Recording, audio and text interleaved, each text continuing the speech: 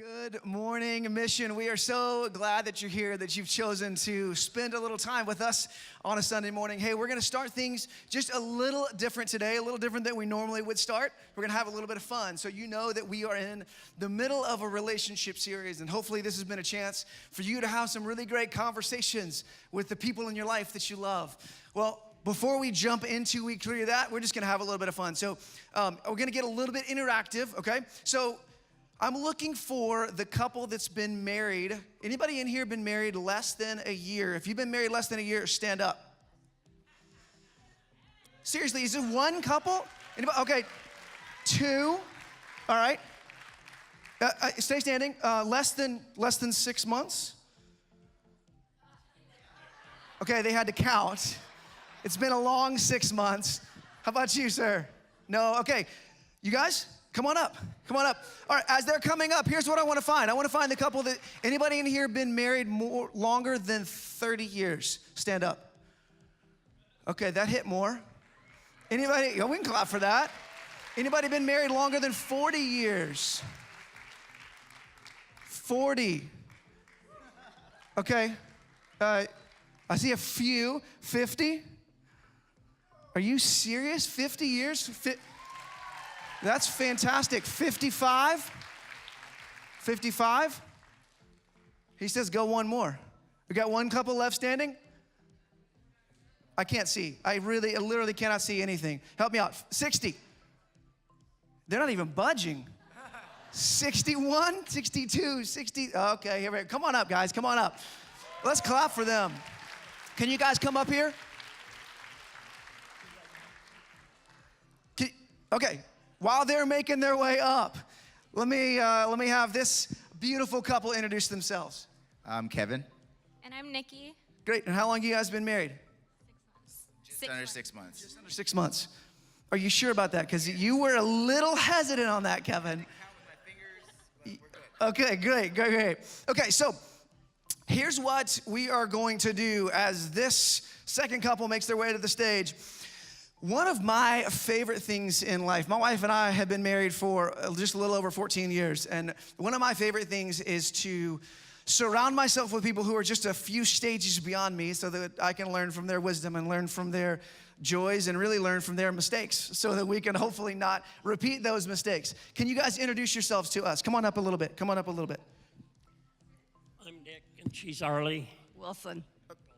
Dick and Arlie Wilson. How long have you guys been married? 63. You can clap for that, but what you don't know that you're clapping for is that she said 63 and he said no. 64. 64, you can clap again for that.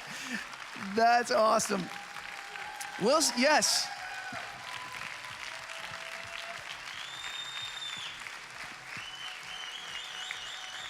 Why don't you, as they are going nuts for you, why don't you tell these guys, in your 63 or 64 years of marriage, would you tell them what's one thing that you said that you've learned in this time that you'd love to pass on to somebody who's roughly 6 months in? Be patient. There you go. Be patient. What's one way you've learned patience in your marriage? I don't know. We just got married young, and we were neighbors when we grew up and graduated together and got married. I love it. Be patient. Got it? Okay. I got something for you guys. So you may have heard us mention just a couple weeks ago that we have date night coming up. And so if you've been to Date Night Phoenix before, this is not that. This date night that we are doing is a different event. We want you to actually go on a date, and we have the date already planned out for you. You just need to come by the church and pick up your date kit, okay? It's gonna be really easy. It's this Saturday night. We have all the details for you. You just need to register. Go to missionaz.org, scroll down to where you see date night, and we have a really fun event planned for you. I don't wanna ruin the surprise for you, but the date night that we're gonna send you on, you're gonna really have a great time. And so we think that the couples who date together stay together. And so we wanna give you a chance to go on a date night, but then we actually would just wanna give a free date night to both of these couples. Can we give them a hand? Thank you guys for being a part of this. Enjoy date night on Saturday night on us. All right, you can go ahead. We have a fantastic lineup for you today. We're going to continue in week 3 of our relationship series. Joel is going to walk us through that. You're going to really enjoy this next part of that.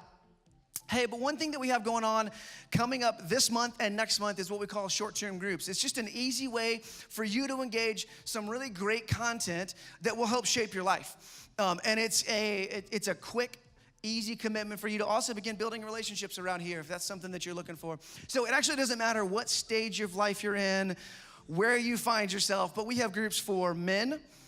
We have groups for women. So if you're looking for gender-specific groups, we have those. They're gonna meet on campus. We also have a group if you are newer to your faith or just returning to your faith.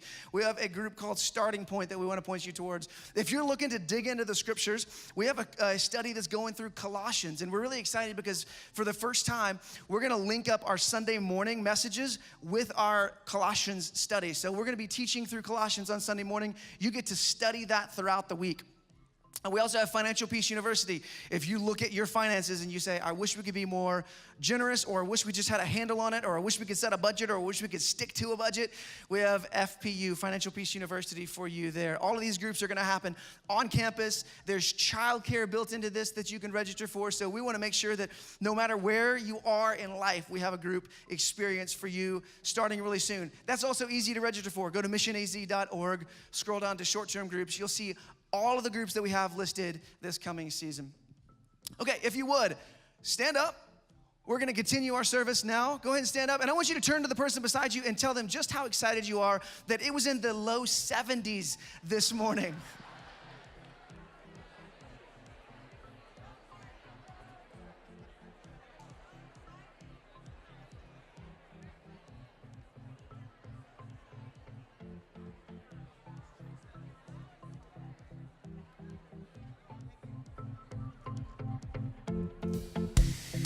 Everyone, it's good to see you guys this morning. Let's give it up for those couples again. We love building relationships. Worship is us building a relationship with Jesus, so let's worship together. Come on. From urban streets to open plains, we are under one name. No one is lost or goes unseen, 'cause we're all loved by our King. Come on. This is nothing ordinary.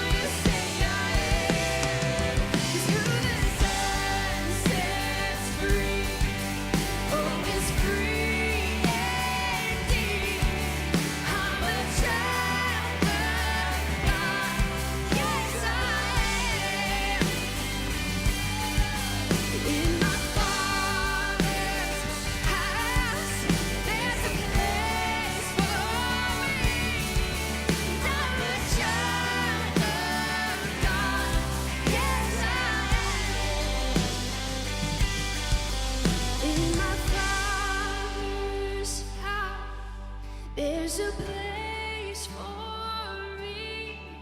I'm a child of God. Yes, I am.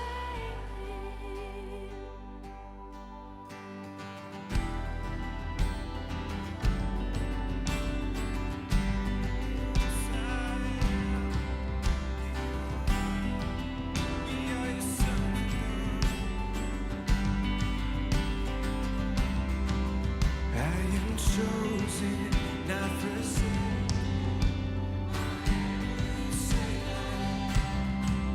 You are for me, not against me. I am chosen, not forsaken. I am who you say I am. You are for me, not against me. I am who you say I am. We say I am chosen, not forsaken. I am who you say I am. You are for me, not against me. I am who you say I am. I am chosen, not forsaken. I am who you say I am. You are for me, not against me. I am who you say I am. Yes, I am who you say I am. Oh, I am who you say I am. Who the Son sets free, oh, is free indeed. I'm a child of God. Yes, I am. In my Father's house is a place for me. I'm a child of God. Yes, I am.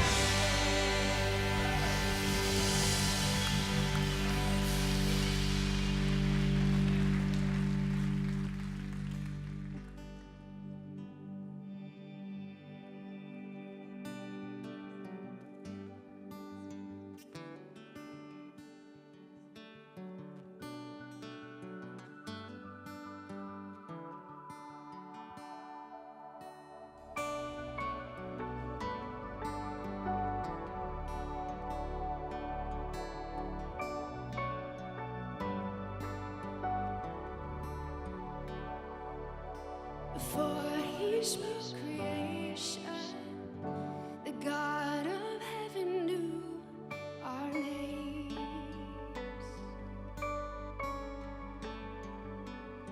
Formed in his reflection, we are his glory on display.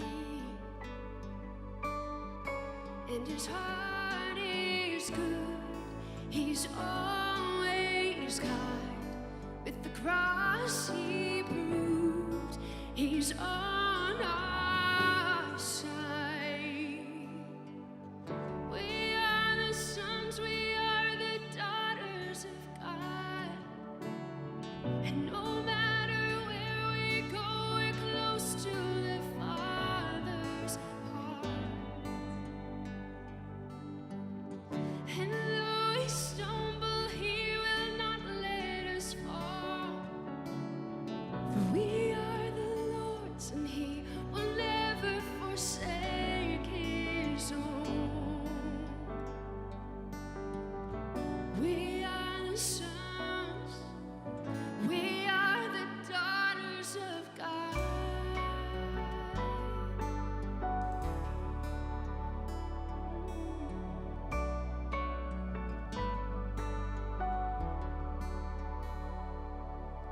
The love he lavished on us, he called us children of the King. That's who we are. And in his loving kindness, he chose the lowly and the weak. And his heart is good, he's always kind.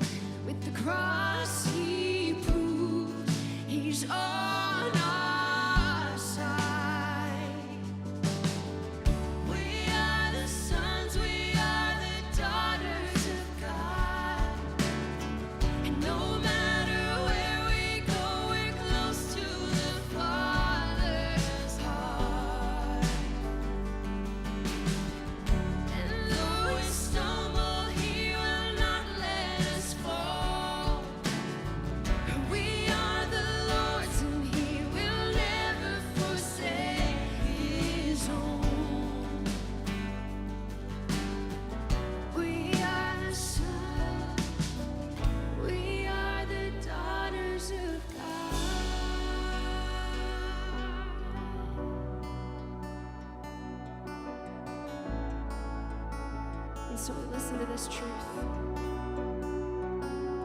That when the lies speak louder than the truth,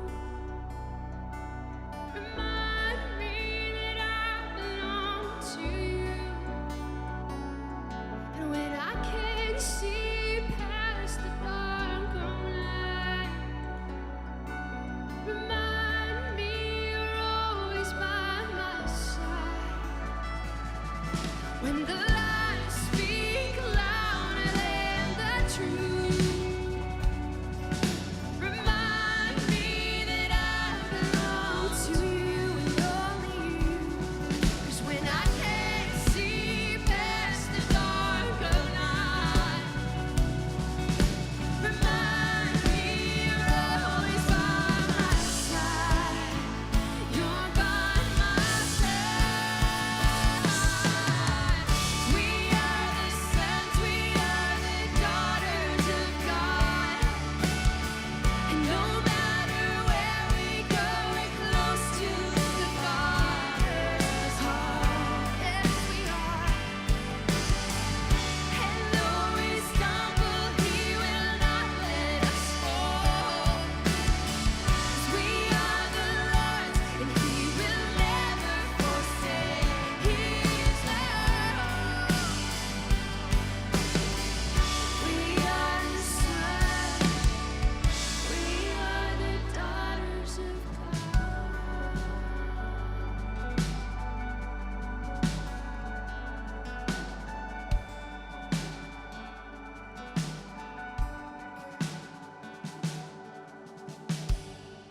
Yes and amen. Thank you so much for joining us in celebrating that we all belong in the family of God. You can have a seat. And at this time, I'd like to welcome our volunteers forward to receive our offering.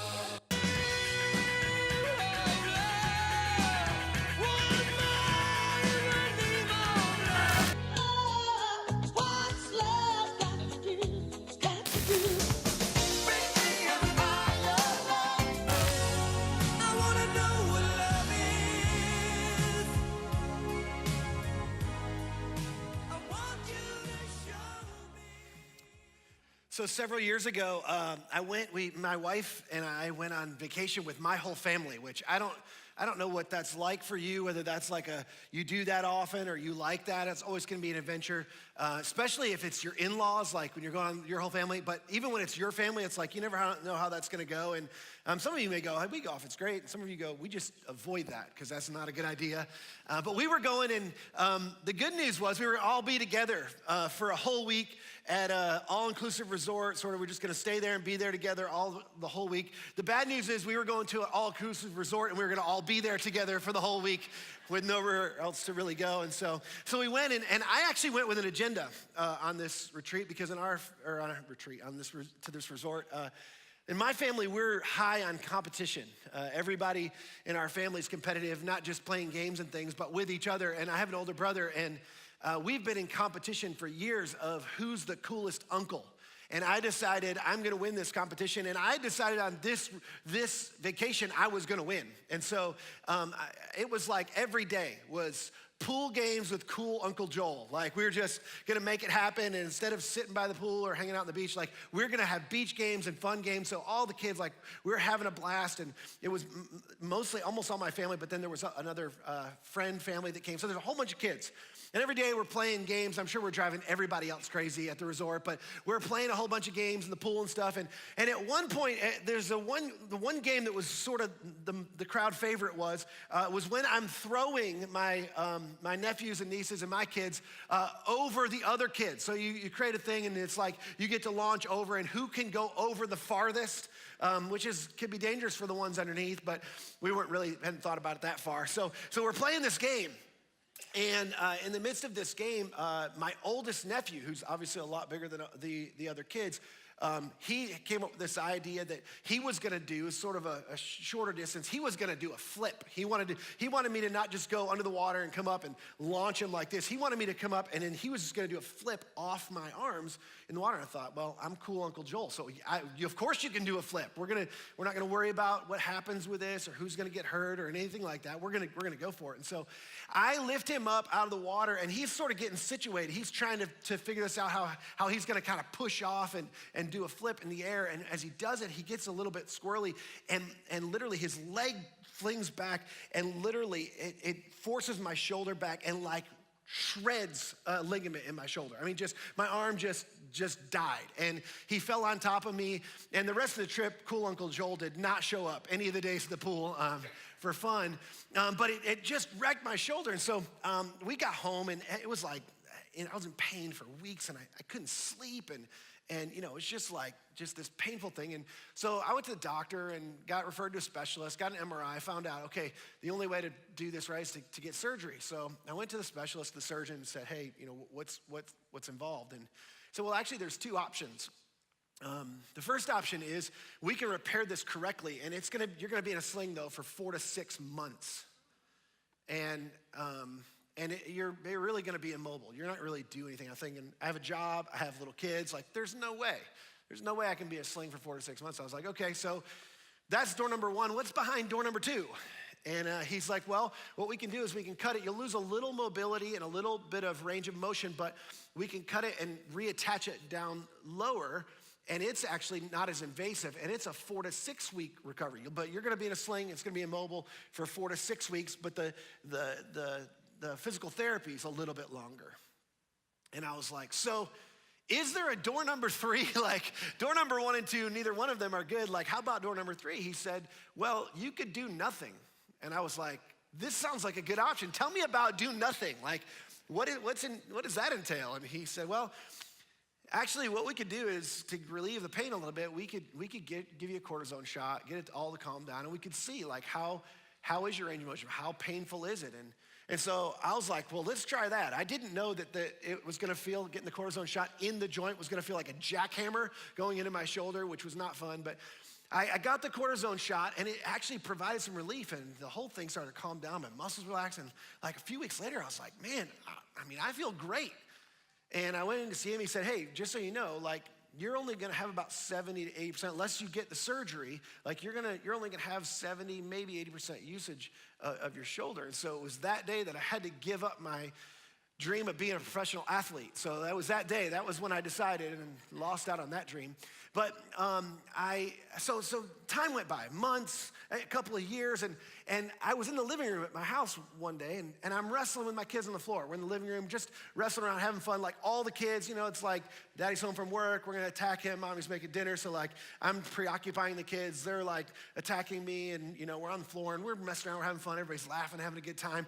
And all of a sudden, like, a couple of them jumped on me, and it bent my shoulder just the wrong way. And Dr. Daddy Banner turned into the Incredible Hulk in like 2 seconds. And literally, I turned green, I grew hair, my muscles were tearing my clothes apart. I was joking about the turning green part. The rest of it actually happened, but I just turned into this monster in like 2 seconds. And I literally, especially our two littlest ones, I terrified them. Like they were terrified. Like I yelled, and what are you doing? And I got mad, and in a second, I just reacted. It was because of an injury I had sustained years before. That in a moment of stress and distress on that joint, I reacted in a way that I wouldn't normally react, a way that they wouldn't expect me to react, in a way that I would never plan to relate or talk to my kids, but it was a reaction to an injury that I sustained. Now, if you've been around with this series, one of the things we've been talking about is the fact that 95% of the issues that we deal with is not what happened in, but what was brought into our relationships. And that's true of all of us, whether you recognize it or not, that not most of the issues, most of the challenges we deal with in marriage, in dating relationships, in all types of relationships are things that we brought into the relationship. And we all bring things to the table into the relationship. It's not necessarily what happened in. Now, you can make things a bigger mess. You can create bigger problems. We all know that. We've all done that. But 95% of the root of the issues are actually about what we brought into the relationship. That's why we are having some fun with this Love Styles quiz. And I don't know if you've taken it yet, but the very first week I sort of introduced the idea and why this would be a good thing to take. And we intentionally gave you a couple of weeks. Last week was not just a fill-in message. We always love having Ted here, but we're gonna build upon what we talked about last week in Ted's message in just a little bit. But what I wanna do is for the first half of this message, I wanna unpack the love styles, the 5 love styles, unpack what specifically this means for us and what does this mean for you. And just real quick, just quick gauge, how many of you actually got a chance to take the love styles quiz? You went on our website. Look at that, that's so awesome. So this is gonna be super helpful. Some of it will be a review for some of you, but I want you to sort of understand all the 5 styles. If you haven't taken it, hopefully after today, this will motivate you to take it. But I hope you learn some things about yourself, about your spouse, some other people that you know. But here's the thing I want you to remember. This is not, as we go through this is not a label. As you took this and it said, hey, this is what you are. This is your love style. This is not a label for you. This doesn't define you. This is not your identity. It's not your personality either. You may see some overlaps in some of the traits, like you may go, oh, I've taken a Myers-Briggs, or I've taken a DISC personality assessment, or some other assessment. And you're like, oh, there's some correlation between the two. And there might be. But this isn't a personality either. In very real terms, what this is this is an injury. Your love style, it evolved from an injury in childhood. Now, this part of you are gonna go, I don't remember having an injury. I don't remember something bad happened. We'll get to that in just a minute. But the truth is the questions that you answered actually told you that there were things that happened in your childhood that led you to relate to other people and love people according to a certain style because of what happened in childhood. So I wanna have a little bit of fun with this today. So here's what we've decided. I'm gonna give you a little bit of a quiz. I'm gonna have you try to match the styles, the 5 love styles with 5 fun animated characters. And here's the thing you need to know is all of these styles have strengths and weaknesses. It is true that challenge and difficulty in life, it makes you stronger, that's true. But it also causes you to live with injury. So we're gonna talk about both, but there are positives. That's why they're not all villains. You know, if you're familiar with attachment style, they usually call them attachment disorders. I wanna focus on the positive too. This is a style in which you love people. But it's important to understand your style. So here's what I wanna do. I want you to try to guess each of the styles as we go, and we're gonna start with the pleaser. So here's what I want you to do. I'm gonna say ready, set, go, and I want you to shout out the character you think most resembles the pleaser. Not yet. If you don't know, this is Woody, this is Cinderella, this is Shrek, this is the genie, this is Elsa from Frozen. So if you don't know your characters, this might be a little bit difficult for you. I realize some of you, we've put it at a little bit of a disadvantage, but I want everybody to participate. So, as I say ready, set, go, I want you to guess, who do you think is the pleaser? You ready? Ready, set, go. I didn't understand that. Let's try that one more time. Ready, set, go. I heard the right answer. The answer is Woody. Woody, how many of you got that correct? Real quick, hands up high. Yeah, about 20% of you, because there's a 20% chance you were gonna be right. If you didn't get it right, you're gonna get a lot more chances in just a second. But Woody is the classic pleaser. He was the good kid growing up. If you're the good kid growing up, this is typically because people who are pleasers, they grew up with a parent that was either overly protective, They were angry, or even in some cases, they were really critical. And what would happen is they wanted their parents to be okay.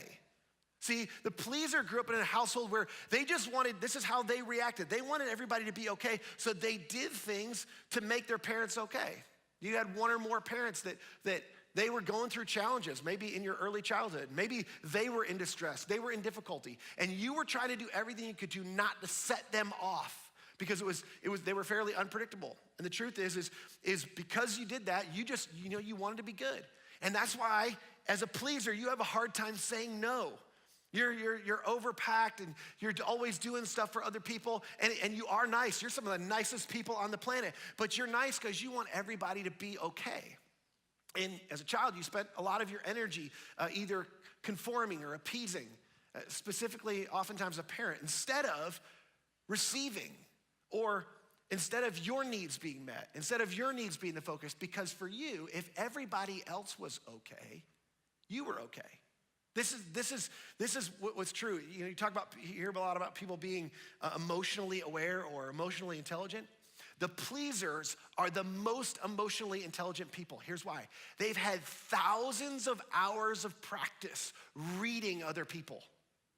Because for them to be okay, they need to understand how everybody else is feeling and doing, and then they need to try to correct or fix things or appease people to make them better. These people, you combine this with the gift of hospitality, these people throw the best parties on the planet. You show up and you think, gosh, can we have a party at their house every week? Like, these people are amazing hosts. But here's the thing, it's because they push their needs to the background and never focus on what they need.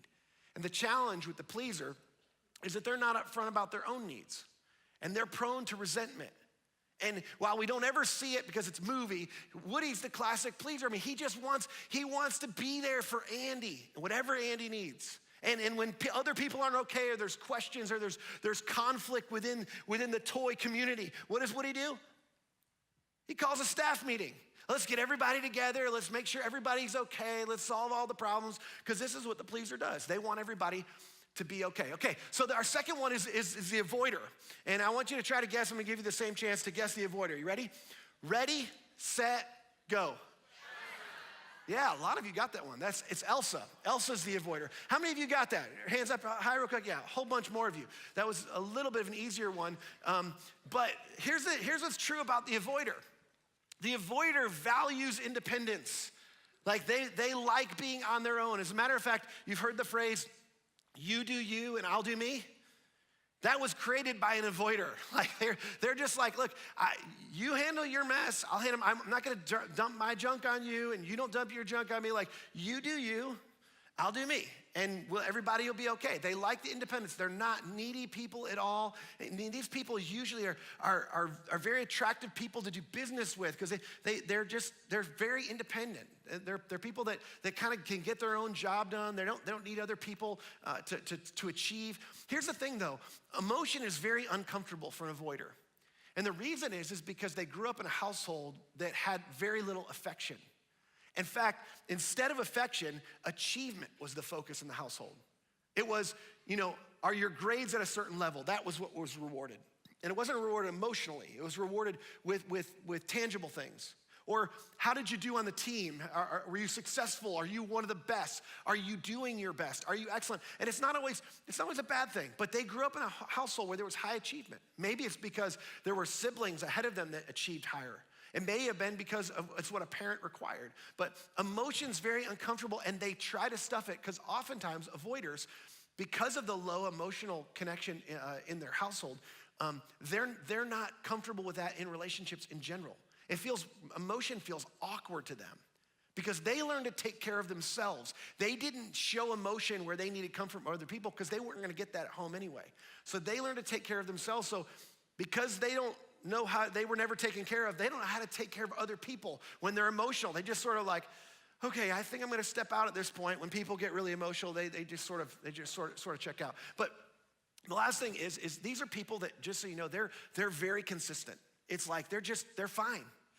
You meet somebody who's an avoider, they're very rarely up and down, like full range of emotion, really high highs, low lows. we're getting to you. You're coming in just a second. That's not the avoider. The avoider is just like, they're good. And sometimes they're really good. And sometimes they're always great, but they're fine. They're not gonna be super needy. It's not like, hey, you gotta hear this, or do you know what's going on with me? Or, I need your support. It's just, they're just kind of fine. And the reason I know this person and I love this person is because this person is my wife. She's incredibly fine. And I'll just tell you, she's fine in every possible way. She's beautiful. She's not needy. She's low maintenance. She's incredibly consistent, like in our family. The problem is, she doesn't need me at all for anything. In fact, we joke all the time, like if something happened to her, I would be a mess. And I'll just tell you, after 4 days of her being out of town with our 4 kids, I would be an absolute mess if something happened to her. But if something happened to me, I think she'd barely notice because she's got it. She's fine, she's got it taken care of. Here's the challenge. The challenge with the avoider is they seem emotionally distant, disengaged, unavailable. You wonder if they even care. That's often the challenge. It's hard to feel like you could even get close because usually when there's distress or difficulty or emotion, they distance themselves. Elsa ran away. She separated herself from her sister. It was, I can be okay by myself. I don't want to hurt anybody else. I don't want anybody hurting me. I don't want to deal with other stuff, other challenges. I can just be fine by me. And that's sort of how the avoider is. All right, I need to pick up the pace here a little bit. The next one's the vacillator. And I'll just ask you real quick, how many of you tested as a vacillator? Raise your hands. Good. The reason I ask you that is because the vacillators are proud. I don't ask anybody else because the vacillators are fun. They're exciting. They're a lot of fun. They can be really high, really low. But the vacillator, real quick, is anybody ready, set, go? The genie, of course. The genie's the vacillator. You remember from the movie, he's high and low. He wants to win Aladdin's affection, and he's wanting to make a new best friend, and he's giving, he's super nice, but he's super nice for a reason. See, the difference between the pleaser and the vacillator is that the vacillator is nice to be noticed, to win reciprocation. The pleaser's nice because they're not okay unless everybody else is okay. But the vacillator, oftentimes, they have extremely high expectations in relationships. In fact, their expectations are so high, most people can't live up to their standards. Nobody really gets them or can meet their emotional needs. And vacillators are very regularly disappointed in relationships. They feel disappointment. They don't always express it out loud, but they feel disappointed in their relationships with their spouse or their mate or in a dating relationship or even in friendships. They grew up, the reason they idealize relationships is because they grew up in a household where their parents were unpredictable. And they're looking for an ideal relationship they never had. The unpredictability of their parent in not focusing on them or making them a priority went on for a long period of time. And typically when the parent was able to reciprocate, if they were in distress or they were busy or they had other priorities and they weren't a priority, when they would be a priority, when it was like a birthday came around or a special occasion, the parent was like, oh yeah, we need to do something about this. They were angry. They had a hard time receiving that because it was sort of like they've been waiting long enough and it was like, they don't really want to feel that anymore. And the truth is they idealize relationships because they've been searching for something they never got in their childhood from an ideal relationship with a parent. The intense connection that they desire is because of this idealized relationship. They felt abandoned and unimportant. And when a parent decided to move towards them, they didn't feel like it was genuine. They didn't feel like they were actually a priority. They felt like, in some cases, they were more of an afterthought. And so this is very typically the vacillator. And they can go up and down. It creates this push-pull dynamic. Some of you know this. My wife got a double whammy because I actually have some pleaser and vacillator. I test equally in those two. And the truth is vacillators, we're great pouters. When we don't get what we want, it's like we can pout, like we can be intense. We're the romantics too. It's like we can create dates and we press on and we push and we want more in the relationship. But then when we're disappointed, we pull away. And it's like we can be distant and we pout. And the reason is because what's driving us is the desire to be noticed, the desire to be close. And it's always by intent. So it can be exciting, it can be difficult, but it's always a bit of a roller coaster. The challenge, again, for the vacillator people feel like they're walking on eggshells around them because they never know what they're gonna get. They never know how they're gonna react, which is actually because the apple didn't fall far from the tree. They grew up with a very unpredictable parent and they become an unpredictable adult. in how they deal in relationships. Okay, so how many of you are 3 for 3 real quick? You're 3 for 3 so far? Like 2 of you, 5, okay, a few more of you. If you haven't gotten any right yet, I'm not gonna make you raise your hand, but you got a really good chance now because you got a 50% shot. Okay, so there's 2 left. By the way, those first 3 styles are 90% of the population. These last 2 styles are only 10% of the population. Not insignificant, just less of the population. Okay, the controller. Anybody have a guess? The controller? Ready, set, go. Yeah, Shrek. Shrek's the controller. Now, if you're the controller, you're here and you're like, okay, you've messed this up. Like, you're doing this wrong, and how come I'm the big green ogre? Because I'm the controller. If you took the quiz and you're the controller, just know this. Get off my back about Shrek. He's probably got like 17 movies about him. Everybody loves Shrek, but Shrek is the way he is, not just because he likes to be in charge. Actually, Shrek, he needs to be in charge. The controller needs to be in charge, and this is why controllers are so often misunderstood. It's like, oh, that person's an egomaniac, or they're a narcissist, and they've got to control everybody. But that's actually not true. The reason controllers are the way they are, and the reason their sort of motto is control or be controlled, is because they fear being vulnerable. They fear negative feelings. They experience trauma in their childhood. In fact, both the controller and the victim experience trauma in their childhood. And having control protects them from those feelings, protects them from fear and humility and helplessness. Do you know why you experience anger from controllers so much? It's because anger is one of the only non-vulnerable emotions. And other emotions, sadness, disappointment, frustration, even happiness or excitement can turn to anger, because the truth is the controller doesn't want to be vulnerable. And so most other emotion can be steered toward or moved towards, or they learned to express it in disappointment or frustration or even in sort of a negative outlook, because they're afraid that whatever good things happen, yeah, that'll soon go away. Or they'll soon show their true colors. And it's not because they're jerks. It's not because they're mean people. It's because they're trying to remain in control. And the truth is, for them, many of them experience significant trauma in childhood. And because they're trying to be in control, they resist vulnerability. The problem is when you resist vulnerability, you risk never actually experiencing true intimacy. As we talked about a couple weeks ago, true intimacy happens when you create access. For controllers, access is terrifying. Access is vulnerable. Access is not okay, because if I give somebody access, they can control me. And that's too vulnerable. It's too difficult for the controller. The challenge is you can't control people and love people at the same time.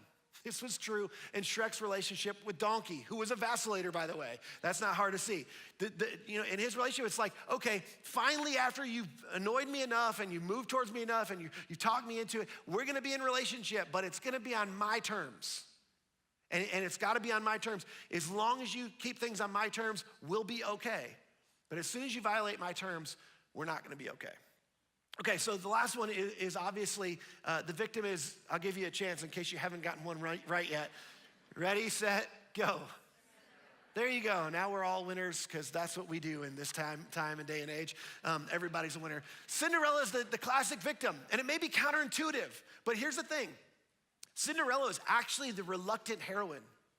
I mean, she experienced trauma. If you know the backstory, Cinderella experienced trauma when her mom died, and then her dad died, and then she's got this incredibly difficult situation with this wicked stepmother and stepsisters, and she experienced this significant trauma in childhood. And the truth is, she just tried to be under the radar because there was so much anger in their home. She just didn't want to set anybody off.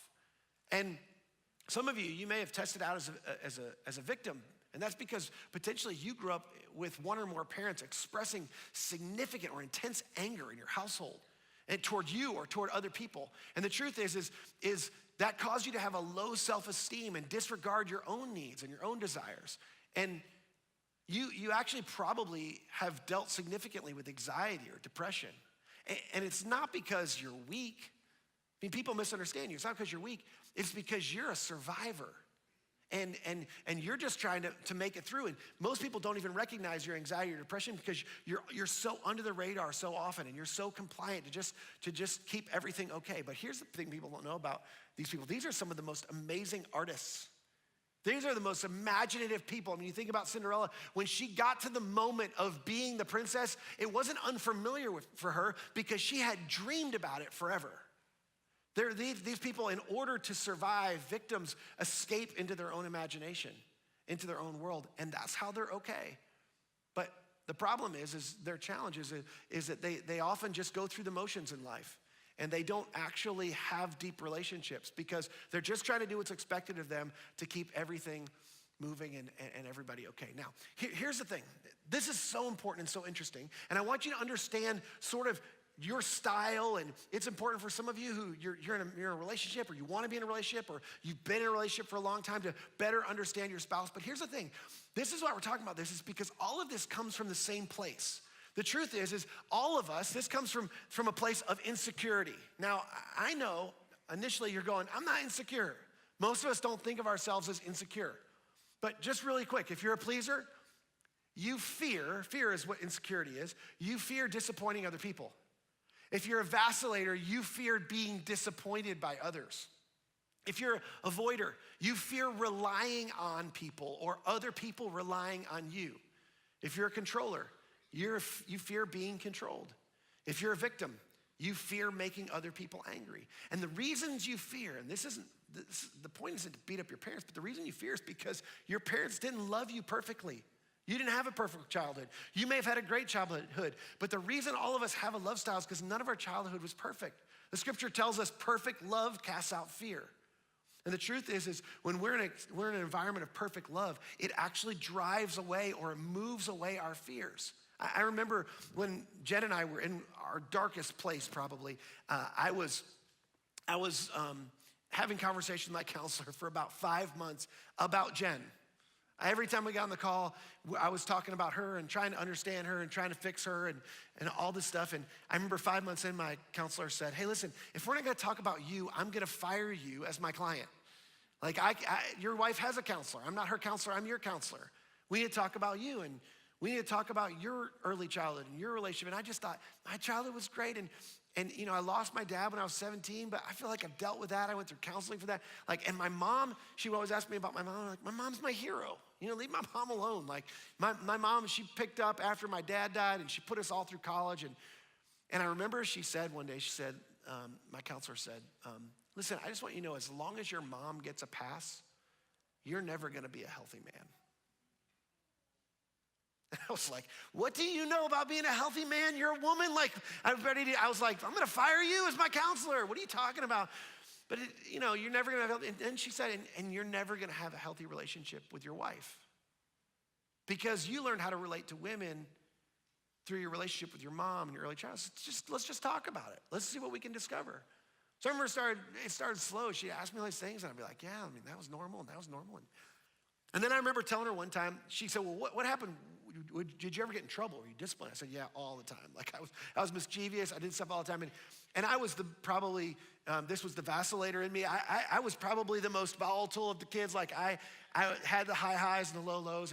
And sometimes I'd get intensely angry or sad, and my siblings or whatever. And she said, well, what would happen when you get upset? And I would say, most of the time I got sent to my room. And she'd say, and then what? And I'd be like, then nothing.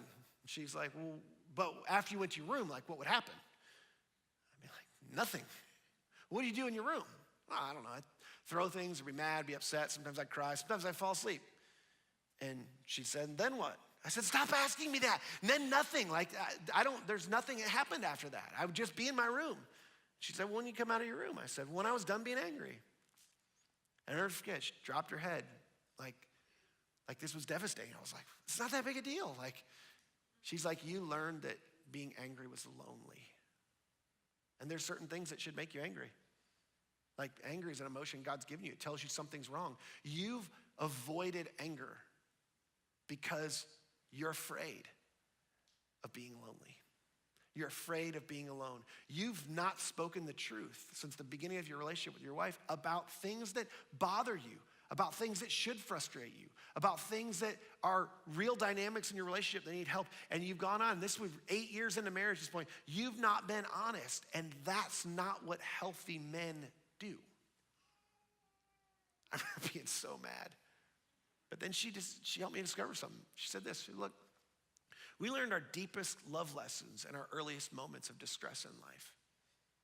And some of us, we had moments of distress we don't even remember. But in your earliest moments of stress, when you didn't receive comfort in your distress as a childhood, in your childhood, when that comfort, those moments of distress weren't relieved, not when somebody wasn't nice to you, when somebody didn't help you, when your stress wasn't relieved by other human attachment and contact, you didn't learn how to bond appropriately. It's why this question, any good counselor's gonna ask you the question, do you have a memory of true comfort in your past? A memory of true comfort in your childhood?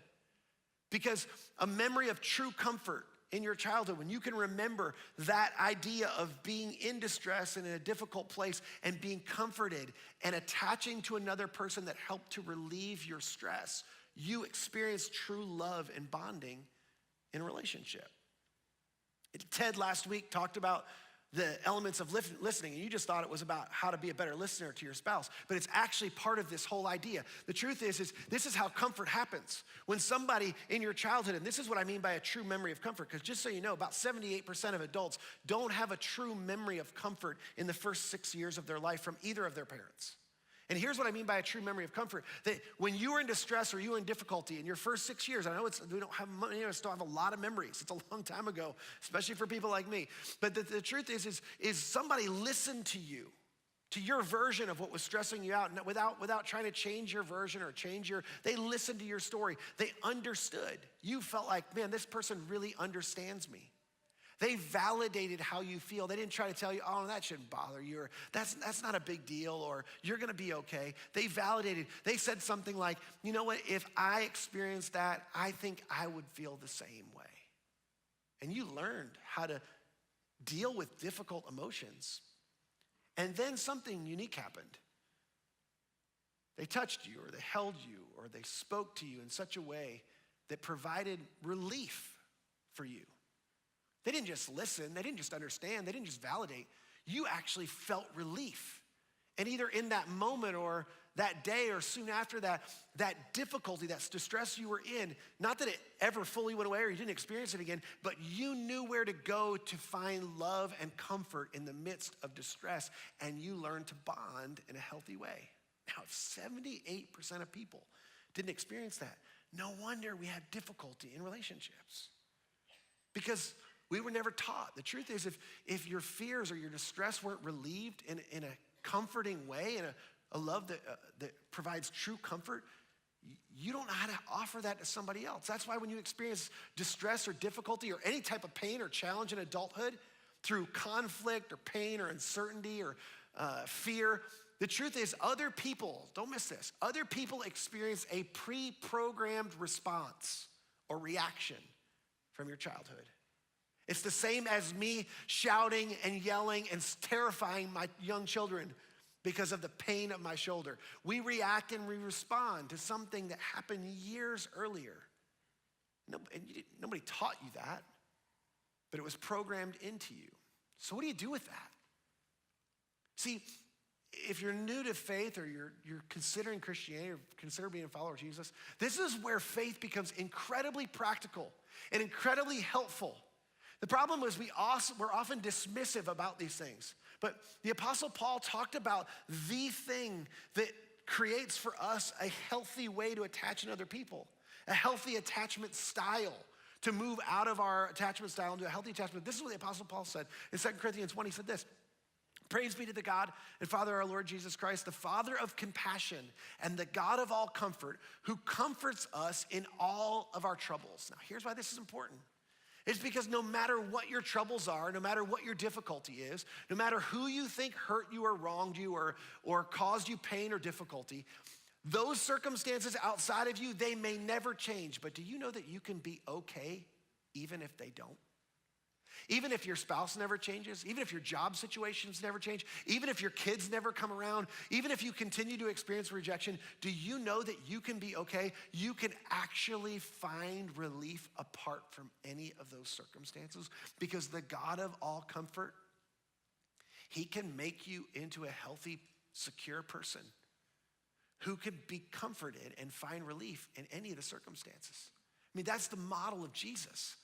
The model of Jesus was God saw you in distress. He saw us in our difficulty and he initiated with us. Think about this. Think about this from a comforting standpoint, from what we needed to relieve us in our distress. He saw us in our distress. He sent Christ to initiate with us. And then he came to us and he sacrificed for us. And what that did is it began to repair our relationship with him. And it began to reconnect us with God, and it restored right relationship with God. This is what we all long to do in our relationships. Whether it's in our marriages or in a dating relationship or a broken relationship, maybe you're separated, maybe it's with your kids, maybe it's with your parents, maybe it's with your siblings. But the truth is to see them as they are in any of the difficulty and to go, I wanna move towards them. The problem is most of us not only have the inability to see ourselves and other people the way they really are in our challenges, but we have a difficulty moving toward people in the midst of their distress and their difficulty because it's too difficult for us. But do you know that this God of all comfort, he comforts us for a reason, so that, this little clause means here's the reason, so that we can comfort those in any trouble with the comfort we ourselves have received from God. This is why the gospel is so important.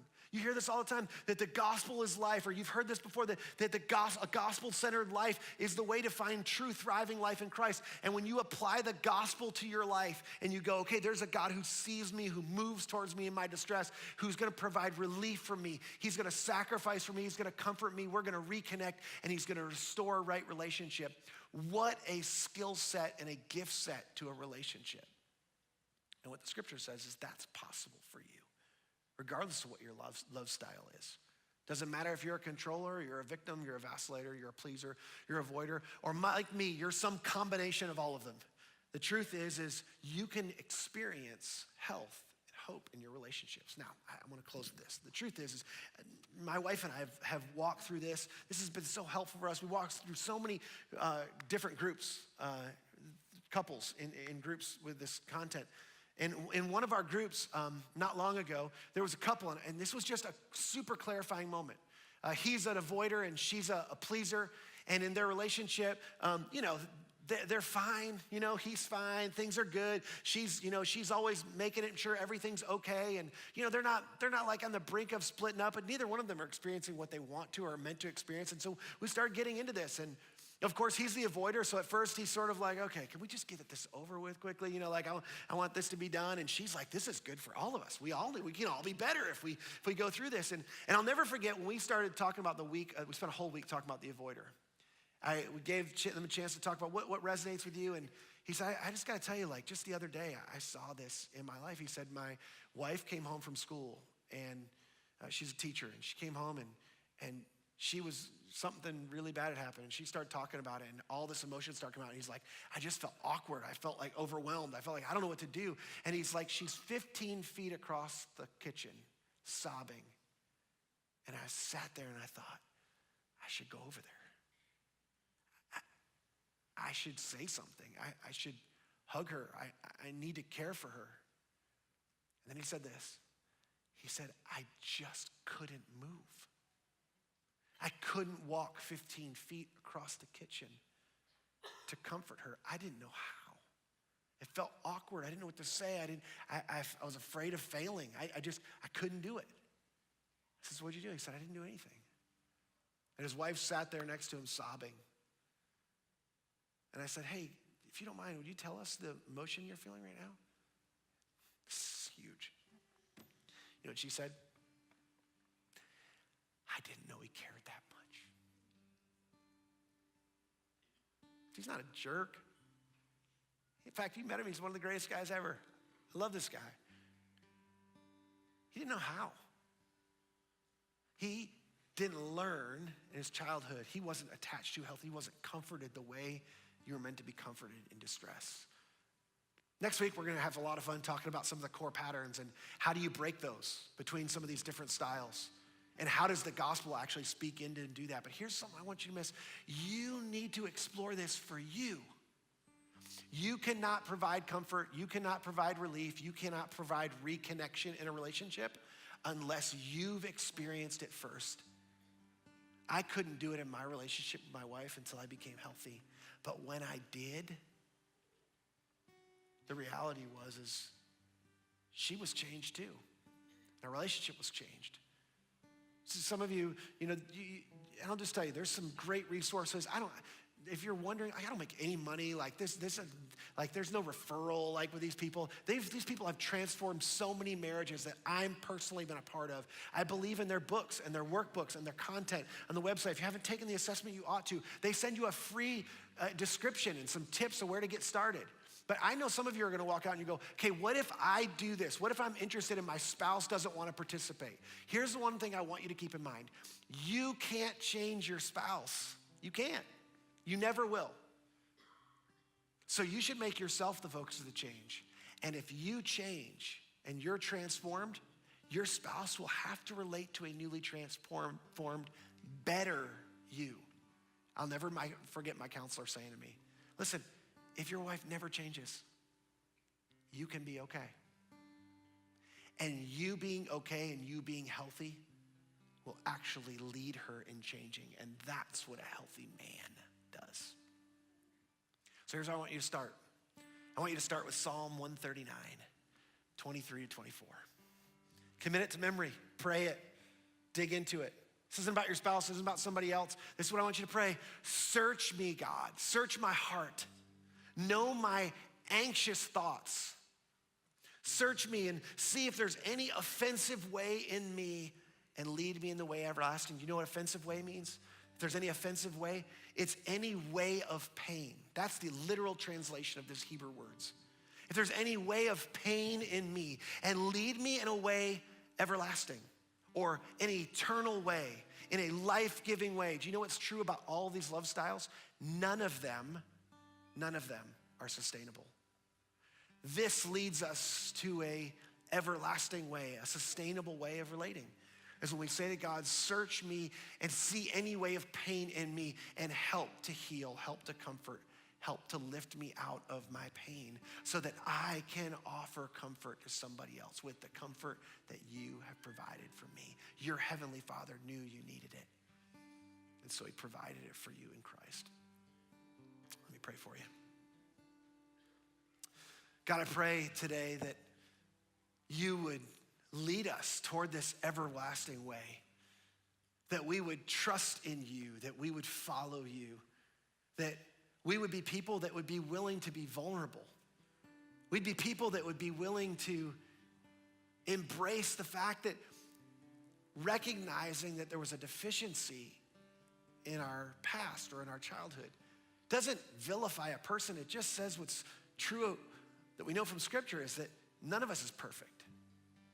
Help us to open our eyes, to not avoid the past, to not cover up from the past, to not to try to just push the past behind, but to look into the past and go, God, there's something in my past and I want to see the truth about it. And I want you to elevate that truth so that I can be free from that. I can be healed from that. And then I want you to use my past to strengthen me and to strengthen my relationships and to help me to point people towards you and help others to experience the comfort that you've provided for me.